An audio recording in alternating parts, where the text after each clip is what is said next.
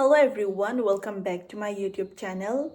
Ngasigi video sidi pot amakak unbox tawjarake aduga assemble su tawjarake. Do pot se karino habada angang se hosik khara tharo maro olakpa hawre bako. Direct scroll tawbabudi nate dum upsala thamambada saina left right the on thokpado. On thonsin tawbade ta tawlerame da mathan thamambada da phamung dai tagadrana pakhatpado adudugi railing guard ama chain bane ado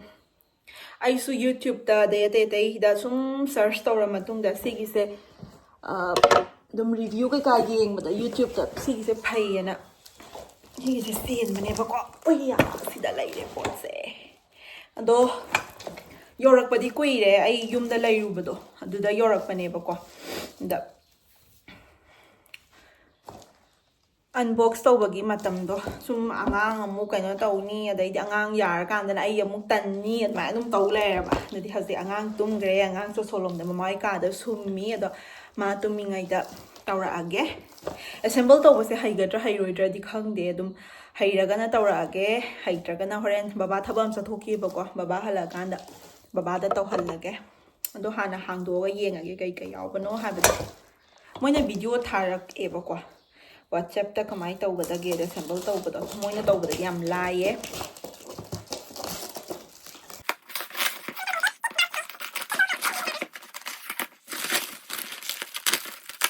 side se koina chaining ba side dum chain ba yae ba side masin side 4 side oigera 3 side oigera 2 side oigera ai use side ama khak darkar oye ba ko adu side ama khak ta chele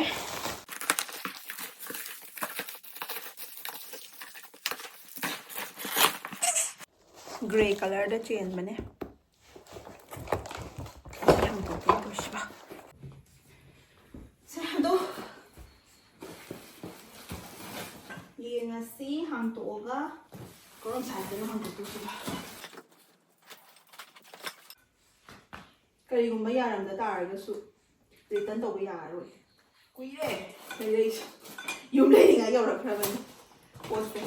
ye ngasi kari long crane krong krang yam laure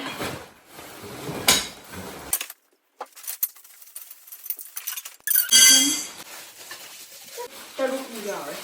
moi na video tharakpada sigi form yawba tip sina ma sakta thangona haye duga sigi form yawda sina makhada taruk yaure duga Stena ni maga juga karina seha tanghalat moina panbadi yam laiye hairoi doinya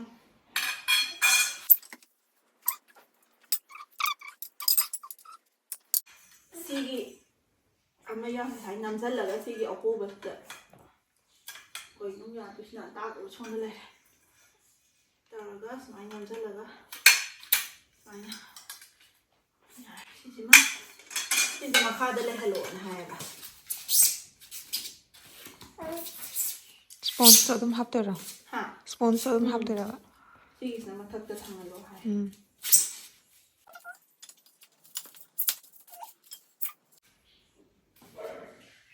Piyam wale. Ang siyaw jawan kalure. Siyaw ra mit. Papa kano kana. Sa hawale maya ma tumingai tawge tawbane do ma tumingai da sa ong sa thore ne yeng su yani haitraga du pa bata le pa dei dai brenge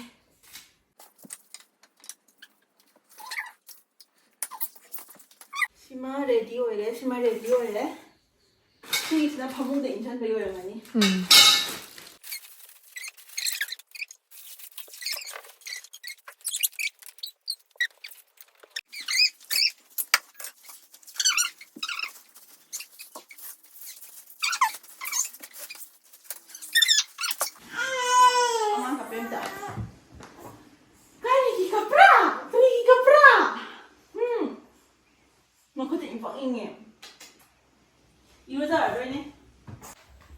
Angang suka pe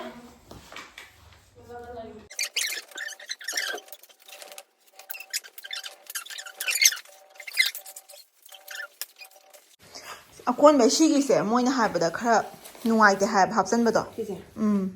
ꯍꯥꯏꯗꯤ ꯑꯀꯣꯟꯕꯒꯤ ꯁꯤ ꯍꯥꯞꯄꯁꯦ ꯁꯅꯥ ꯇꯠꯂꯅꯤꯅꯦ ꯑꯝꯇ ꯍꯟꯗꯣꯛ ꯑꯗꯨꯗ press ꯇꯧꯏ ꯅꯠꯇ꯭ꯔꯥ interest ꯇꯧꯏꯅꯦ ꯆꯪꯉꯨ ꯌꯥꯗ꯭ꯔꯦ ꯕ꯭ꯔꯨꯅꯣꯁꯤ ꯇꯧꯏꯁꯨ ꯑꯃꯁꯤ ꯇꯧꯏꯁꯨ ꯉꯁꯥꯏ ꯎꯞꯄꯦꯗꯅ ꯑꯗꯨꯗꯨꯒꯅꯦ ꯊꯔꯣ ꯑꯣꯜꯂꯦꯕ ꯑꯗꯨꯗꯨꯒꯤ ꯑꯩꯅ ꯂꯧꯕꯅꯤꯗ ꯀꯤꯁꯥ ꯃꯩ ꯌꯥꯝ ꯀꯜꯂꯦ ꯌꯦꯡꯉꯨꯅꯦ ꯀꯔꯤꯒꯤꯔꯥ ꯑꯩ ꯁꯥꯏ ꯄ꯭ꯔꯦꯁ ꯇꯧꯒꯦꯀꯣ ꯅꯪ ꯃꯅꯤꯡ ꯆꯩꯗꯤ ꯏꯟꯖꯜꯂꯛꯎꯅꯦ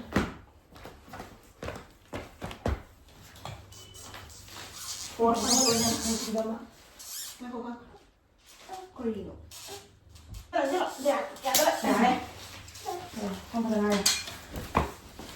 ꯃꯌꯥꯝ ꯌꯥꯗꯣꯔꯦ ꯗꯤꯁꯥꯒ ꯕ꯭ꯔꯨꯅꯣꯁꯨ ꯐꯃꯨꯡ ꯅꯥꯀꯟꯁꯤꯗ ꯑꯗꯨꯗꯤ ꯀꯃꯥꯏꯅ ꯇꯧꯅꯤ ꯑꯣꯏꯔꯁꯤꯔꯥ ꯄꯜꯂꯕ ꯅꯠꯇ꯭ꯔꯣ ꯄꯜꯂꯦ ꯌꯥꯔꯁꯤ ꯁꯤꯒꯤꯅ ꯃꯄꯥꯟ ꯑꯗꯨ ꯃꯄꯥꯟ ꯊꯪꯗꯧ ꯃꯥꯜꯂꯦ ꯌꯦꯡꯉꯣ ꯉꯥꯏꯈꯣ ꯕꯦꯕꯤ ꯊꯥꯏꯗꯣ ꯑꯣꯟꯅꯔꯦ ꯖꯤꯔꯥꯐꯁꯤ ꯎꯜꯇꯥ ꯑꯣꯏꯔꯦ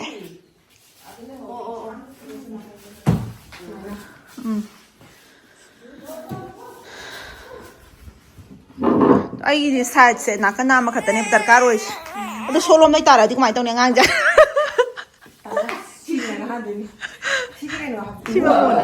ꯐꯃꯨꯡ ꯃꯈꯥꯗ ꯇꯧꯕ꯭ꯔꯥ ꯀꯩꯅꯣ ꯇꯧ ꯈꯪꯗꯦ ꯀꯔꯣꯝꯅ ꯏꯟꯁꯟꯗꯣꯏꯅꯣ ꯌꯦꯡꯉꯣ ꯑꯗꯣ ꯏꯟꯁꯟꯗꯧ ꯃꯥꯜꯂꯦ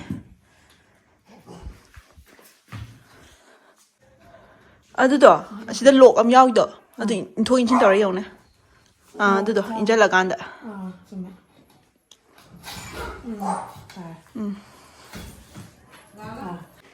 ꯅꯦꯅꯦ ꯆꯧꯕꯤ ꯂꯥꯛꯑꯦ ꯗꯤꯁꯥꯒꯤ ꯉꯁꯤ 5th ꯕꯔꯊꯗꯦꯅꯦ ꯑꯗꯨꯗꯨꯒꯤ ꯀꯦꯛ ꯂꯩꯕꯤꯔꯛꯑꯦ ꯅꯦꯅꯦꯅ ꯄꯨꯝꯂꯥꯡ ꯂꯥꯡꯉꯦ ꯃꯁꯤꯒꯤ ꯕ꯭ꯔꯨꯅꯣꯁꯦ ꯑꯩꯒꯤ ꯏꯌꯥꯔꯕꯠꯁꯦ ꯑꯃꯨꯛ ꯆꯤꯛꯈ꯭ꯔꯦ ꯁꯤ ꯆꯤꯛꯊꯠꯂꯗꯤ ꯌꯥꯈꯤꯗ꯭ꯔꯥ ꯌꯥꯗꯣꯏꯔ ꯗꯤꯄꯥ ꯍꯥ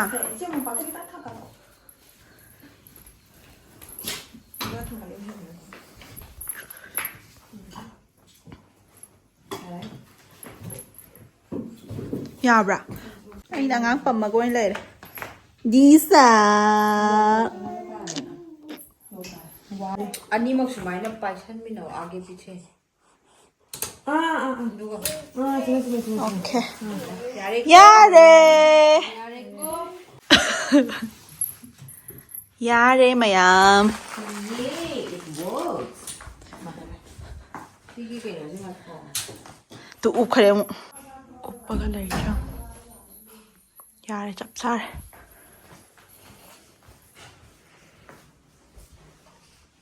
ꯏꯔꯨꯖꯕ ꯂꯣꯏꯔꯦ ꯐꯤꯔꯣꯟ ꯁꯦꯠꯆꯟꯕꯤꯔꯒꯦ ꯃꯥꯒꯤꯁꯤꯗ ꯐꯤꯔꯣꯟ ꯂꯩꯔꯦ ꯑꯗꯨꯒ ꯐꯣꯇꯣ ꯈꯤꯇꯪ ꯀꯥꯞꯀꯦ ꯃꯦꯃꯣꯔꯤ ꯑꯣꯏꯅꯕ ꯃꯥꯒꯤ 5th monthsꯀꯤ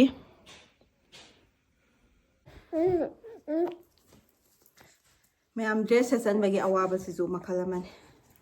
ꯄꯪꯂꯦꯡꯗ ꯂꯦꯡ ꯎꯁꯟꯈ꯭ꯔꯦ ꯌꯦꯡꯉꯣ ꯍꯨꯃꯥꯡ ꯀꯥꯔꯦ ꯑꯩ ꯅꯤꯡꯊꯝꯊꯥꯁꯤꯗ ꯂꯣꯏꯔꯦ ꯐꯣꯇꯣ ꯀꯥꯞꯄꯁꯦ ꯁꯦ ꯁꯝ ꯍꯥꯠꯇꯣꯛꯑꯁꯤꯁꯦ ꯁꯝ ꯍꯥꯠꯇꯣꯛꯑꯁꯤꯁꯦ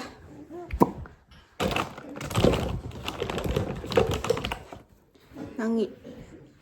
ꯃꯁꯝꯁꯤꯅꯅꯦ ꯀꯦꯟꯕꯗ ꯑꯝꯇ ꯌꯥꯎꯍꯧꯗ꯭ꯔꯦ ꯃꯌꯥꯝ ꯁꯝ ꯀꯦꯟꯅꯕ꯭ꯔꯣ ꯑꯉꯥꯡꯁꯦ ꯃꯌꯥꯝꯅꯗꯤ ꯀꯦꯜꯂꯦꯅ ꯍꯥꯏꯌꯦꯕꯀꯣ ꯑꯍꯟꯉꯩꯅꯗꯤ ꯑꯗꯨꯝ ꯀꯦꯜꯂꯦ ꯑꯅꯧꯕ ꯍꯧꯒꯠꯂꯛꯀꯅꯤꯅ ꯃꯥꯅ ꯇꯨꯝꯃꯝꯕ ꯃꯄꯥꯒꯁꯦ ꯃꯁꯝ ꯉꯥꯡꯉꯥꯏ ꯂꯩꯔꯝꯅꯦꯕ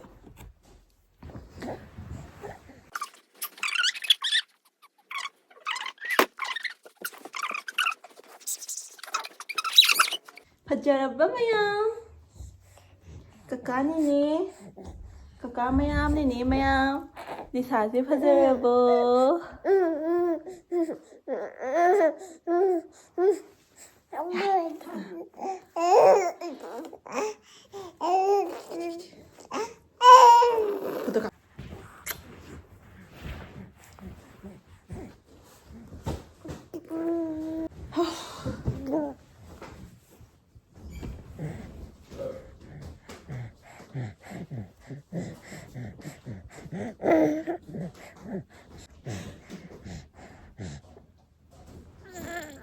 ꯃꯥꯒꯤ ꯚꯤꯗꯤꯑꯣ ꯅꯝꯕꯤꯔꯤꯔꯣ ꯅꯪꯅ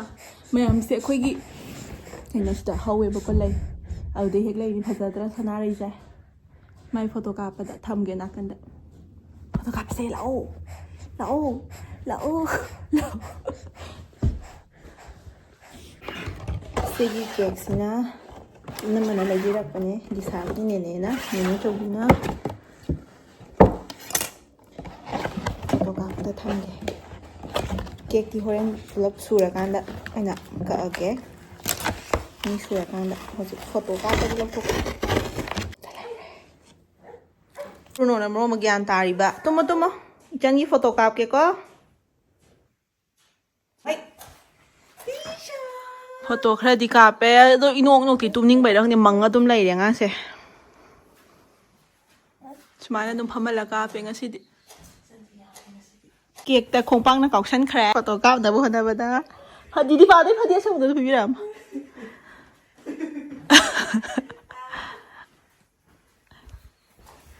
ꯃꯌꯥꯝ ꯐꯣꯇꯣ ꯀꯥꯞꯄ ꯂꯣꯏꯁꯜꯂꯦ ꯑꯉꯥꯡꯁꯦ ꯋꯥꯕꯩ ꯇꯥꯏꯞ ꯇꯧꯋꯦ ꯇꯨꯝꯍꯜꯂꯒꯦ ꯀꯦꯛꯅ ꯍꯣꯔꯦꯟ ꯅꯨꯡꯗꯥꯡ ꯑꯣꯏꯅ ꯃꯌꯥꯝ ꯄꯨꯂꯞ ꯁꯨꯔꯀꯥꯟꯗ ꯑꯣꯏꯅ ꯀꯛꯑꯒꯦ ꯅꯣꯛꯏꯔꯣ ꯐꯣꯇꯣ ꯀꯥꯞꯄ ꯀꯥꯟꯗ ꯅꯣꯛꯇꯦ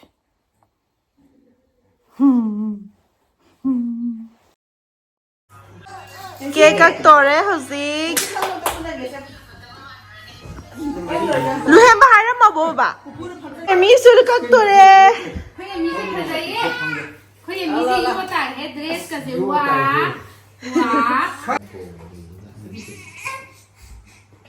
ꯍꯦꯟꯁꯤꯒꯤꯁꯨ ꯍꯦꯄꯤ ꯕꯥꯔꯊꯗꯦ ꯍꯦꯟꯁꯤ ꯈꯛ ꯉꯥꯏꯔꯦ ꯁꯥꯟꯒ ꯕꯦꯝꯃꯒ ꯆꯠꯈ꯭ꯔꯦ ꯀꯌꯥ ꯁꯨꯕꯒꯤꯅꯣꯕ? ꯊꯥꯡꯒꯤ ꯀꯩ ꯑꯩꯈꯣꯏꯗꯤ ꯁꯥꯒꯤꯗꯤ ꯍꯣꯏꯅꯦ. ꯆꯧꯕꯤꯅ ꯂꯩꯔꯛꯏꯕ ꯅꯦꯅꯦ ꯆꯧꯕꯤꯅ ꯂꯩꯕꯤꯔꯛꯏ ꯑꯌꯣ ꯁꯝꯍꯣꯏꯔꯦ ꯅꯣꯏ ꯊꯝꯃꯁꯤꯀꯣ ꯁꯝꯍꯣꯏꯔꯦ ꯀꯩꯅꯣ ꯀꯛꯇꯣꯏꯅꯤ ꯀꯛꯇꯣꯏꯅꯤ Happy 5 months ꯇꯤꯁꯥ months. ꯍꯧꯔꯁꯤ ꯕꯕꯥ ꯂꯥꯏ ꯈꯣꯏꯔꯝꯗꯣꯔꯦ ꯄꯥꯏꯌꯣ ꯄꯥꯏꯌꯣ ꯀꯩꯁꯨ ꯀꯥꯏꯗꯦ ꯕꯕꯥ ꯂꯥꯏ ꯈꯣꯏꯔꯝꯗꯣꯔꯦ ꯂꯥꯏ ꯈꯣꯏꯔꯝꯈꯤꯒꯦ ꯃꯌꯥꯝ ꯀꯥꯁꯦ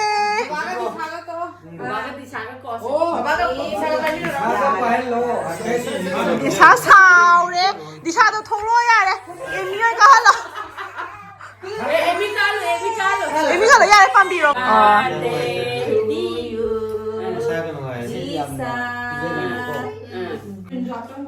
ꯇꯨꯝꯅꯤꯡꯕꯩ ꯅꯤꯡꯉꯥꯏꯇꯕ ꯑꯣꯏꯔꯝꯃꯦ